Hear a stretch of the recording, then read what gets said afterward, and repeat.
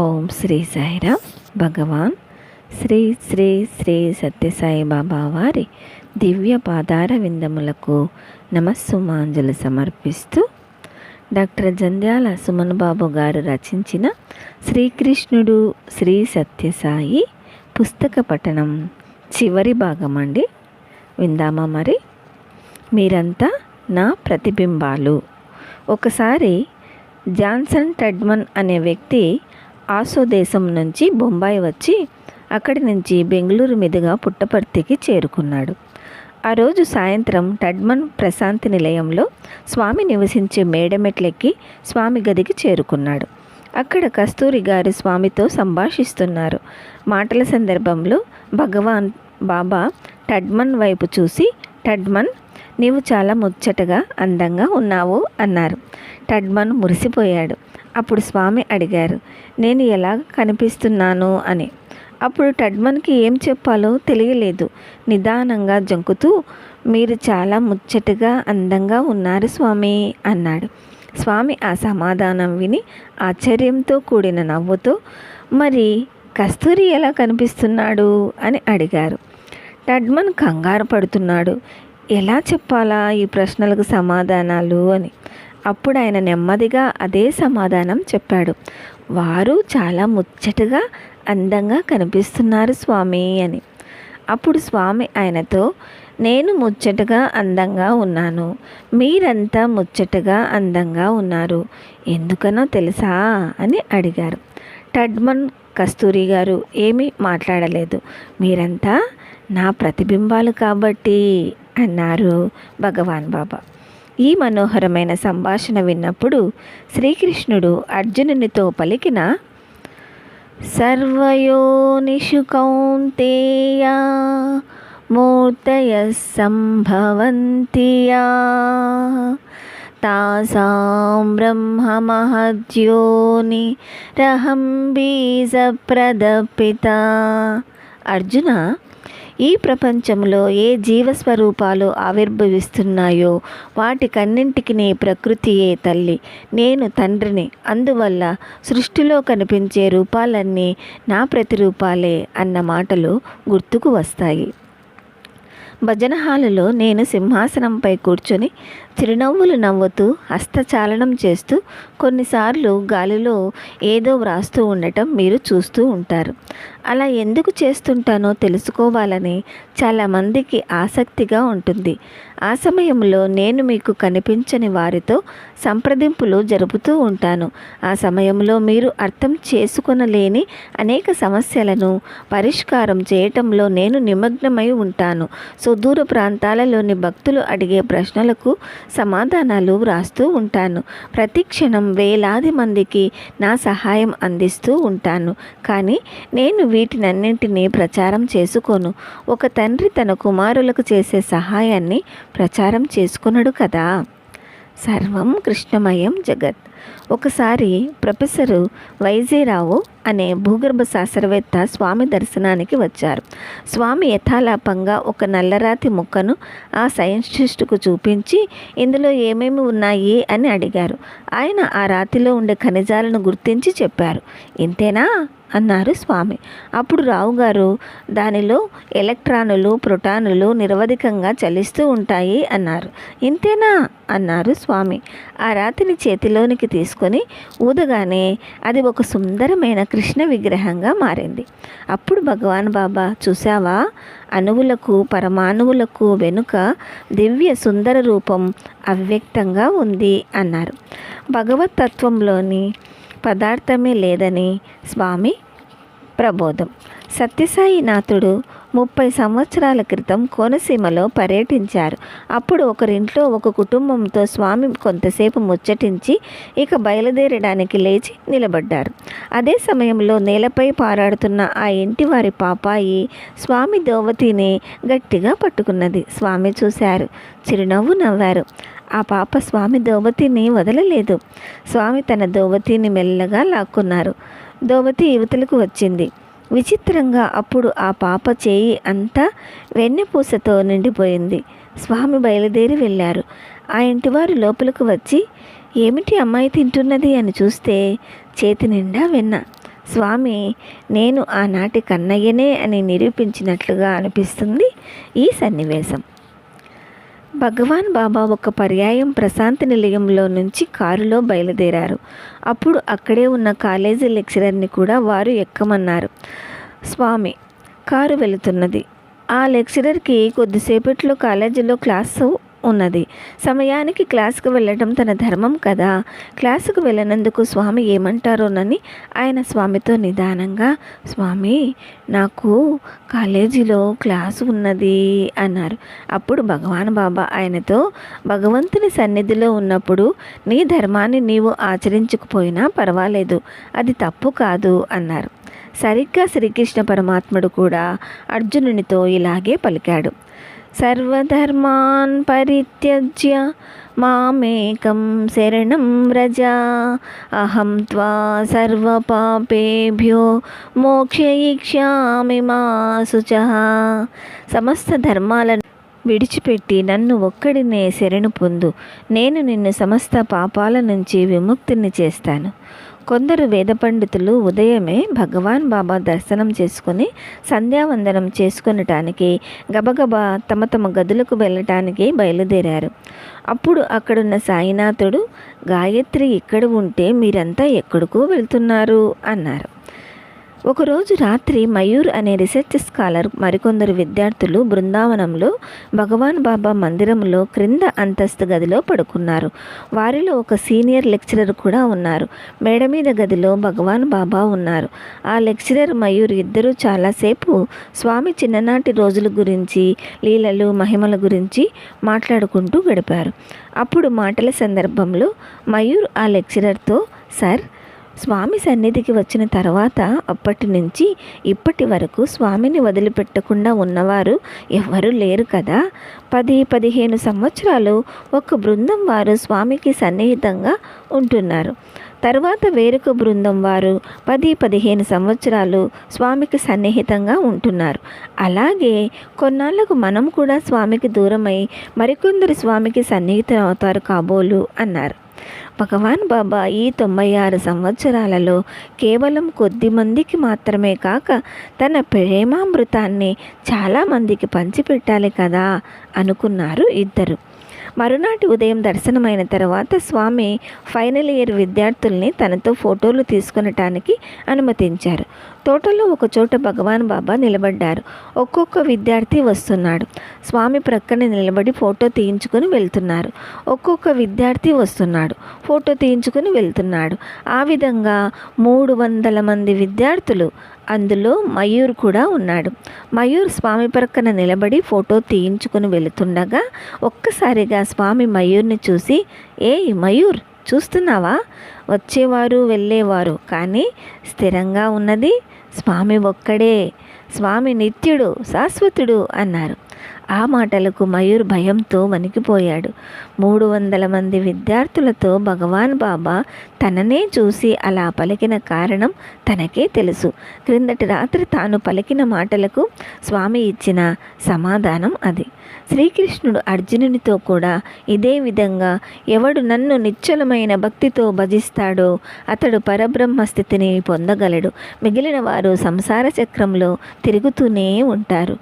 బ్రహ్మణో హి ప్రతిష్టాహం అమృతస్య వ్యస్య చ శాశ్వతస్య చ ధర్మస్య సుఖస్యైకాంతికస్య చ.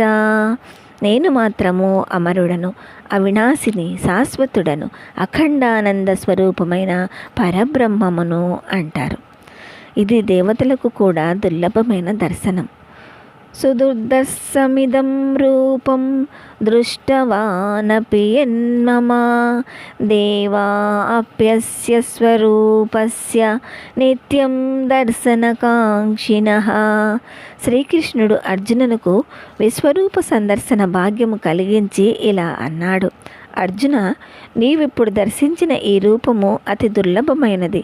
దేవతలు కూడా నిరంతరము ఈ రూపాన్ని చూడగోరుతుంటారు.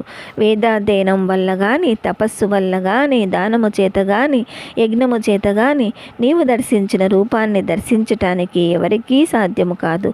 నన్ను తెలుసుకొనటానికి, నన్ను సందర్శించటానికి, నాలో ఐక్యానుభూతిని పొందటానికి అనన్య భక్తి ఒక్కటే సమర్థవంతమైనది. ఒక పర్యాయం భగవాన్ శ్రీ సత్యసాయి బాబా తమ అనుగ్రహపూర్వకమైన దర్శన భాగ్యాన్ని ప్రసాదించి భక్తులతో ఇలా ప్రవచించారు. నా దర్శనాంతరము ఏకాంత స్థలంలో కూర్చొని ఏ చలనము లేక నా దర్శన భాగ్యం అనుభవించండి. అప్పుడు మీకు నా ఆశీర్వాద ఫలితము పూర్తిగా లభిస్తుంది. నేను మీకు దర్శనమిస్తూ మీ ముందు వెళ్ళేటప్పుడు నాలోని శక్తి కొంత మీపై ప్రసరిస్తుంది.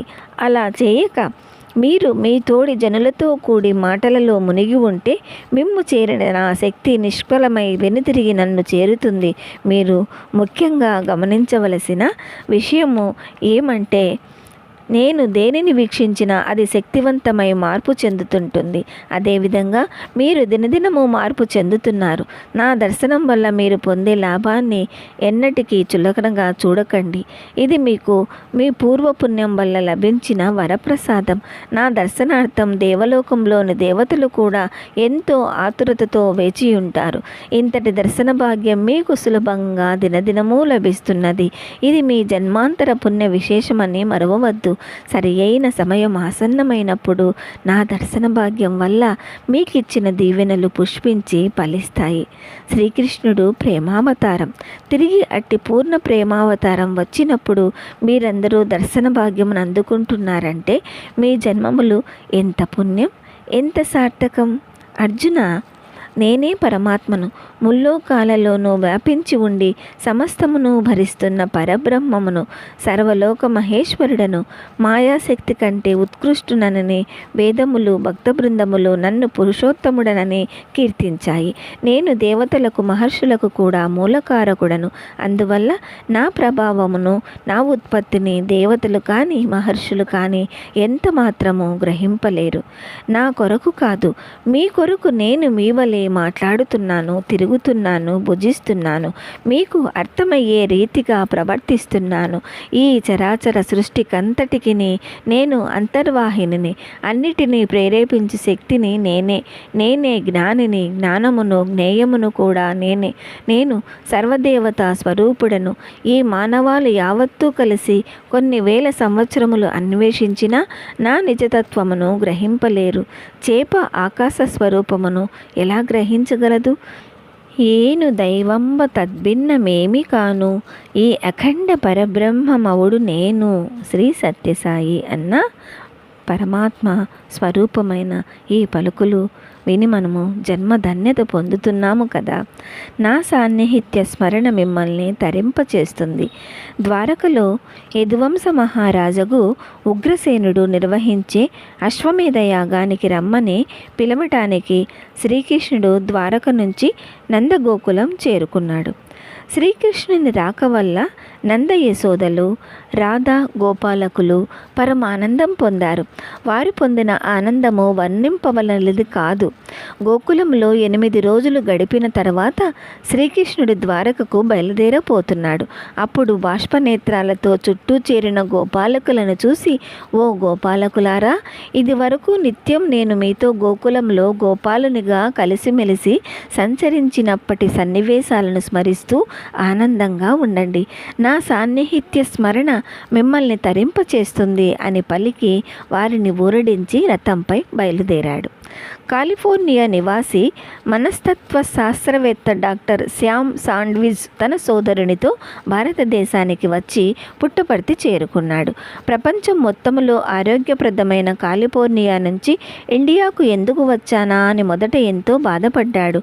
వేలాది మంది వారాలు ప్రయాణాలు చేసి బాబా దర్శనం కోసం తేమలో కూర్చొని ఎండలో వాడి వానలో నాని ఎన్నో కష్టాలు పడతారు ఎందుకని అని ఆశ్చర్యపడసాగారు. ఒక గురువారం బాబా ఆయనని దగ్గరికి పిలిచి తన పాదాల దగ్గర కూర్చొని పెట్టుకున్నప్పుడు ఆయనకు అర్థమైంది, ప్రపంచంలో ఎక్కడా దొరకని ఆనందము, నమ్మశక్యం కాని శక్తి, దివ్యమైన జ్ఞానము ఇక్కడ లభిస్తున్నదని గ్రహించాడు. ఒకనాడు భగవాన్ బాబా శాండ్విచ్తో 5 గంటలకు గేటు దగ్గర నిలిచి ఉండండి, నేను కారులో మిమ్మల్ని కలుపుకొని వెళతాను అన్నారు. కొంత దూరం కారులో ప్రయాణం చేసిన తర్వాత స్వామి, శాండ్విచ్ డాన్ ముగ్గురు కొంతసేపు నడిచారు. మధురములైన సంభాషణలు చేస్తూ మరలా కారులో ప్రయాణం చేసి తిరిగి వచ్చారు. బృందావనం ముఖద్వారం దగ్గరకు కారు వచ్చిన తర్వాత వారితో, బాబా, ఇంతసేపు నా సాంగత్యంలో ఉండే భాగ్యం లభించడం మీ పుణ్యం. ఇంటికి చేరిన తర్వాత ఈ ఆనందాన్ని, ఈ అనుభవాన్ని మననం చేసుకోండి. ఇదే మహనీయమైన అనుభూతులను ప్రసాదించే దివ్యమైన ధ్యానం అని చెప్పారు. మీ హృదయాలలో నాతో సన్నిహిత భావం పెంచుకోండి, మీకు ఫలితం దొరుకుతుంది. అప్పుడు పరమ ప్రేమలో ఒక అంశం మీకు కనిపిస్తుంది, సంక్రమిస్తుంది. ఇది గొప్ప అవకాశం. ఇటువంటి అవకాశం మళ్ళీ రాదని మర్చిపోకండి. ఇప్పుడు చిక్కిన అవకాశం దక్కించుకొని దుఃఖ సాగరం దాటకపోతే మళ్ళీ ఇటువంటి భాగ్యం ఎప్పుడు కలుగుతుంది? కోట్ల మందిలో మీరు ఎంతో అదృష్టవంతులు కాబట్టి ఇక్కడికి వచ్చారు. ఇది మీ భాగ్య విశేషం. రామ, కృష్ణ, శివ, శక్తి మొదలైన ఏ మహామంత్రాలు ఉన్నాయో వాటన్నింటి యొక్క శక్తి సత్యసాయి అనే మంత్రంలో ఉంది. మొదట నన్ను చూశాక మీరు నన్ను విశ్వసించారు. ఆ విశ్వాసాన్ని చివరిదాకా నిలుపుకోండి. ఆ విశ్వాసాన్ని ఏది చలింప చేయకుండా చూసుకోండి. మీరు అలా చేయగలిగితే ఈ జన్మలోనే జనన మరణ చక్రం నుండి విమోచనమనే వరాన్ని మీకు ప్రసాదిస్తాను. అనన్యా చింతయంతో మాం ఏ జనా పర్యుపాసతే తేషాం నిత్యాభియుక్తానాం యోగక్షేమం వహామ్యహం. ఎవరు నన్ను అనన్యమైన మనస్సుతో సదా స్మరిస్తూ ఉపాసిస్తారో అట్టి నిత్య యోగనిష్ట గల వారి యోగక్షేమాలను నేనే భరిస్తాను. శ్రీ పుట్టపర్తి నిలయుడు కాపాడు నిన్ను నెప్పుడు కరుణాకరుడై చేపట్టి నిన్ను బ్రోచును ఏ పట్టును విడవకుండా ఏలును నిన్ను. శ్రీ పుట్టపర్తి వాసుడు నిన్ను ఎల్లప్పుడూ కాపాడుతాడు. కరుణాంతరంగుడై నీ చేయి పట్టి నిన్ను రక్షిస్తాడు. ఎట్టి పరిస్థితుల్లోనూ విడవకుండా నిన్ను ఆదుకుంటాడు. ప్రభువును సందేహించకండి. సర్వం శ్రీ సత్యసాయి పరబ్రహ్మణమస్తు. ఓం శాంతి శాంతి శాంతి. అందరికీ సాయిరామ్ అండి. ఈ రోజుతో డాక్టర్ జంధ్యాల సుమన్ బాబా గారు అద్భుతంగా రచించిన శ్రీకృష్ణుడు శ్రీ సత్యసాయి పుస్తక పఠనం సంపూర్ణమైందండి. వచ్చే వారం నుంచి డాక్టర్ జంధ్యాల సుమన్ బాబా గారు మరో అద్భుత గ్రంథము శ్రీ సత్యసాయి అష్టోత్తర శతనామ సౌందర్యం. ప్రతి ఒక్క నామంలోని సౌందర్యాన్ని వింటూ మనం కూడా ఆనందాన్ని అనుభవిస్తామండి. అందరూ కూడా ఈ గ్రంథ పఠనాన్ని వినాలని, స్వామివారి ఆశీస్సులు, అనుగ్రహము అందరూ పొందాలని అందరినీ పేరు పేరున వేడుకుంటున్నానండి. అందరికీ ఓం శ్రీ సాయిరామ్. సమస్తలోకాః సుఖినో భవంతు. సమస్తలోకాః సుఖినో భవంతు. సమస్తలోకాః సుఖినో భవంతు. ఓం శాంతి శాంతి శాంతి. అందరికీ సాయిరామ్. మంగళహారతి గునుమా మంగళకర పతిదామా మంజుల నామా సంగీత రస ప్రియా సాష్టాంగన తుల్సేతు నీకు సతతము సాయి. సాష్టాంగన తుల్సేతు నీకు సతతము సాయి.